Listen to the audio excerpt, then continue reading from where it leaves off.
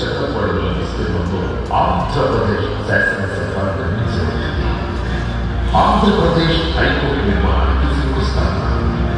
55 మీటర్ల పొడవు, 20.32 లక్షల చదరపు అడుగుల విస్తీర్ణంలో హైకోర్టు నిర్మించబడుతుంది. సచివాలయం మరియు హెచ్ఓడి టవర్ల నిర్మాణానికి శంకుస్థాపన. 50 అంతస్తుల సచివాలయం మరియు 42 అంతస్తుల హెచ్ఓడి టవర్లతో పరిపాలనకు కేంద్రంగా నిర్మించబడుతుంది. అమరావతి ట్రక్ మౌలిక సదుపాయాలకు శంకుస్థాపన. 37 ట్రక్ ఇన్ఫ్రాస్ట్రక్చర్ ప్రాజెక్టులు, సైకిల్ ట్రాక్లు మరియు భూగర్భ యూటిలిటీలతో 320 కిలోమీటర్ల ప్రపంచ స్థాయి రోడ్ల నిర్మాణం జరుగుతుంది. అమరావతి వరద నివారణ పనులకు శంకుస్థాపన. వరద నివారణతో పాటు నగర అవసరాలకు 0.53 టీఎంసీల నిల్వ సామర్థ్యంగా 3 జలాశయాల నిర్మాణం. అమరావతి ల్యాండ్ పూలింగ్ స్కీమ్ మౌలిక సదుపాయాలకు శంకుస్థాపన.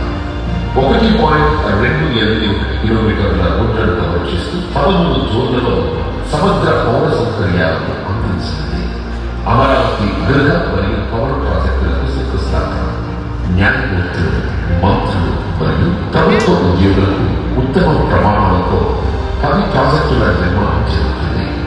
ఈరోజు అమరావతి ప్రపంచ స్థాయి రాజధానిగా, నిజమైన ప్రజా రాజధానిగా మారడానికి ముందడుగు పడుతోంది.